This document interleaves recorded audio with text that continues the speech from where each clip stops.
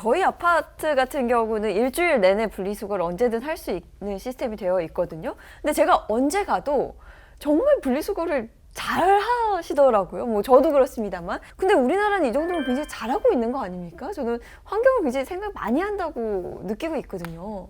어떻게 보세요? 네, 제가 알기로 그 분리수거를 우리나라가 굉장히 잘해서 독일 다음에 아마 세계 2위로 분리수거를 잘하는 나라거든요. 네, 그래서 보면 굉장히 잘 씻고 라벨을 잘 떼고 잘 하는데 네. 재활용률 자체는 사실 그렇게 높지가 않거든요. 그게 이제 왜 그러냐 그러면 거기서 분리수거가 잘 돼 있어도 이걸 이제 수거를 해서 재활용을 할 때 이 수거 시스템에서 또 많이 썩기도 하고요. 그리고는 사실은 또 재활용이 안 되는 플라스틱들을 잘 이제 모르고 이제 재활용인 줄 알고 하다 보니까 네. 그런 것들이 또 재활용이 안 되는 경우가 많이 있어요. 가장 이제 쉬운 예로 화장품 용기 이런 것들은 재활용 안 되는 게 상당히 많이 있어요. 왜냐하면 예쁘게 만들잖아요. 네. 그러니까 뭐 여러 가지 재질을 섞어요. 그래서 이렇게 복합으로 뭐 섞여 있는 것들, 그러니까 비록 플라스틱이지만 거기에 뭐가 섞여 있는 것들, 또 화려한 색깔이 들어있는 것들, 네. 이런 것들은 사실 다 재활용이 안 돼요. 아. 네, 그런 면이 좀 있는 거죠. 그래서 사실은 잘 씻어야 되고 또 어떤 종류인지 좀 알고 해야 되는데 사실 그걸 소비자들이 일일이 알기가 너무 어렵잖아요. 어렵죠. 네. 그래서 이제 환경부에서 그런 것들 좀 더 잘 하기 위해서 표시도 하고 한다 그러니까 앞으로는 조금 더 긍정적으로 가지 않을까 이렇게 생각이 돼요. 네. 뭐 한반도 면적의 한 7배 정도 전 세계 바다를 떠다니는 미세 플라스틱 양이라고 하는데 그럼 이제 눈에 보이지도 않고 그걸 어떻게 채로 걸러낼 수도 없고 이 문제를 과연 어디서부터 출발을 해야 될지. 한반도 7배니까 정말 어마어마하죠. 예. 그래서 이제 미세 플라스틱이 이제 그 안에 계속 많이 만들어지고 있을 겁니다. 이게 뜨겁고 풍화작용하고 있으니까 계속 만들어지면서 이제 계속 흩어져 나가고 있을 건데 그런데 이제 바닷물 같은 경우에 이 작은 것들을 걸러서 처리한다고 우리가 이론적으로 생각은 해볼 수 있지만 사실은 이 바닷물에 미세 플라스틱만 있는 게 아니라 그 안에 살고 있는 그러니까 미세 조류도 미생물도, 있고요. 플랑크톤도 작은 생물들이 많이 있고, 있거든요. 예. 그런 걸 다 걸러버리면 사실은 이 생태계의 기본적인 어떤 구조를 갖고 있는 물질들이기 때문에 예. 이런 것들을 그렇게 또 쉽게 할 수가 없거든요. 양도 어마어마하고 많고. 그래서 사실은 여기서 저도 시원하게 답할 수 없는 게 참 안타깝지만 이미 나와 있는 것들, 이미 미세화가 돼 있는 미세 플라스틱들은 저희가 사실 이 상태에서 할 수 있는 게 많이는 없어요. 없어요. 그렇지만 미세 플라스틱을 계속 만들어내고 있거든요. 지금 버려진 플라스틱 제품들이. 이런 것들은 우리가 이제 수거를 해올 수 있는 거죠. 네. 그래서 보이는 것들을 빨리 환경에서 더 이상 미세 플라스틱을 만들기 전에 또 수거해 오는 것. 이런 것들이 이제 지금으로서는 가장 최선이라고 볼 수가 있을 것 같고요. 옷에 붙은 미세 플라스틱을 제거하기 위해서 세탁기에 미세 플라스틱 그 필터를 설치하는 그런 경우도 있고 이미 뭐 프랑스에선 시행을 하고 있다 그러더라고요. 네, 네. 옷을 이렇게 털어보면 먼지라고 하지만 사실 이게 그 합성 섬유 같은 경우는 미세 섬유가 날리는 거예요. 그래서 마이크로 파이버. 떨어져 나오는 네, 이게 이제 계속 날리는데 어떨 때 제일 많이 나오냐 그러면 그 세탁 과정 중에서는 계속 마찰이 일어나잖아요. 네. 그리고 이제 온도도 좀 높여서 하다 보니까 이런 미세 섬유들이 이제 많이 떨어져 나오거든요.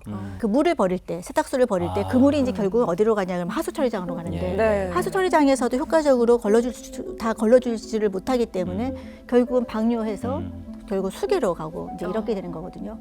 그래서 가장 좋은 건 뭐냐 그러면 이제 원천 차단이죠. 네. 그래서 지금 프랑스에서는 아까 말씀하신 것처럼 2025년부터 시행하는 걸로 저는 알고 있어요. 그래서 자국 내에서 그 판매되는 모든 세탁기는 미세 플라스틱 필터를 이제 장착을 해서 팔도록 이렇게 돼 있어요. 그러면 거기서 이제 효과적으로 이제 네. 많이 걸러줄 수 있을 것 같고 지금 이제 이런 노력들이 영국도 지금 하려고 하는 추세로 알고 있고요. 그리고 미국에서도 뭐 법안이 발의돼 있고 그래서 우리나라도 이제 뭐 도입되지 않을까 그렇게 예상을 하고 있습니다. 네. 예. 정부가 할 수 있는 수준의 어떤 민간에 대한 규제라고 봐야 되는데 이거 말고 정부가 그럼 할 수 있는 또 다른 더 큰 프로젝트나 계획이 좀 있어야 되지 않을까 이런 생각이 드는데요. 이제 어떤 정책이 좀 시행이 되면 좀 꾸준히 갔으면 좋겠다는 그렇죠. 생각을 해요. 중간에 이제 무슨 상황이 생겨서 이걸 다시 번복하고 또 다시 하는 이런 게 아니라 한번 뭔가 좀 하겠다라고 했으면 그 다음은 좀 꾸준히 쭉 가면서 사람들이 거기에 이제 익숙하고 그리고 좀 받아들일 수 있는 수준이 될 수 있도록 그래서 그런 불편함이 이제 우리의 생활 속에 좀 안착할 수 있도록 좀 그런 게 좀 필요하지 않을까 그런 생각을 좀 했습니다. 네.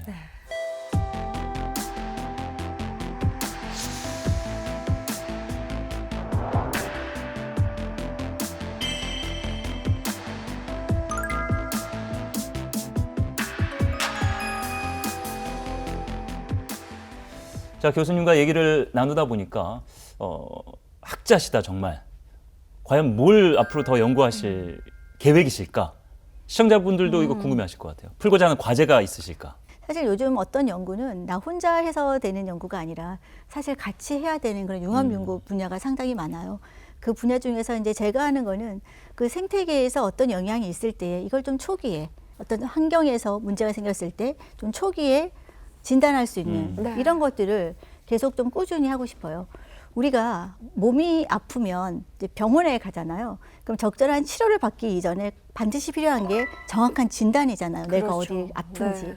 마찬가지로 생태계에서도 어떤 문제를 해결하려면 생태계에서 어떤 부분에서 어떻게 지금 문제가 있는지를 그 정확하게 아는 그 진단이 필요해서 예.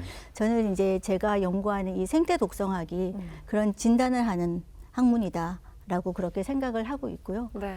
이런 것들을 좀 골고루 볼 수 있는 연구들을 앞으로도 좀 계속 하고 싶다는 생각을 하고 있습니다. 네. 교수님의 이야기가 좀 더 듣고 싶은데요. 아마 연구실에서 굉장히 많은 시간을 보내실 것 같아요. 연구실 생활하시면서 가장 좀 힘들고 어려웠던 순간은 언제였는지, 또 그와 반대로 좀 보람찼던 순간은 언제였는지 그것도 좀 궁금합니다. 네, 연구실에서 사실 이제 저희 연구원들 학생들이랑 같이 연구하면서 많은 시간들 보내는데요. 지금 말씀하신 그 두 순간은 겹쳤던 것 같아요. 가장 힘든 순간이 또 가장 또 보람되고 이런 보람찼다. 순간이 네. 드는 거 있었고요. 사실 했던 연구들이 다 기억에 남는 것 같아요.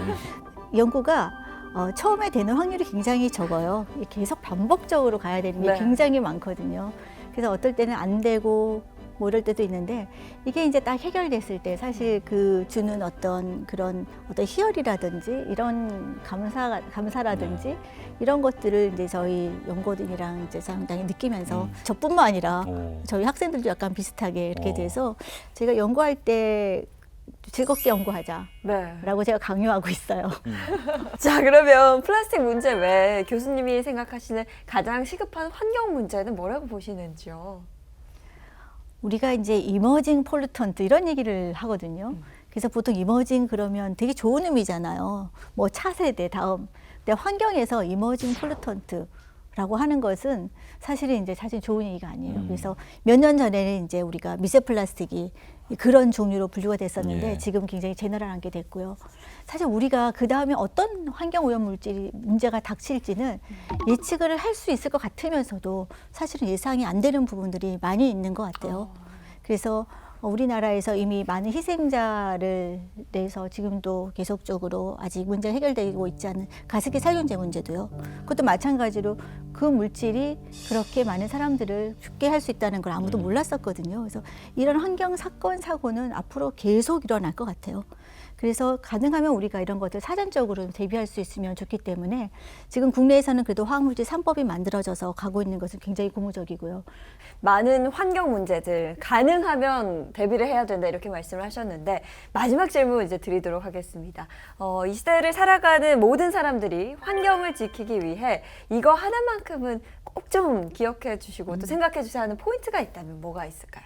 간단하게 저는 이렇게 얘기를 하고 싶은데요. 환경은 미래 세대의 인권이다 라고 얘기를 꼭 하고 싶어요. 네. 우리가 보면 자식들 다들 귀하잖아요.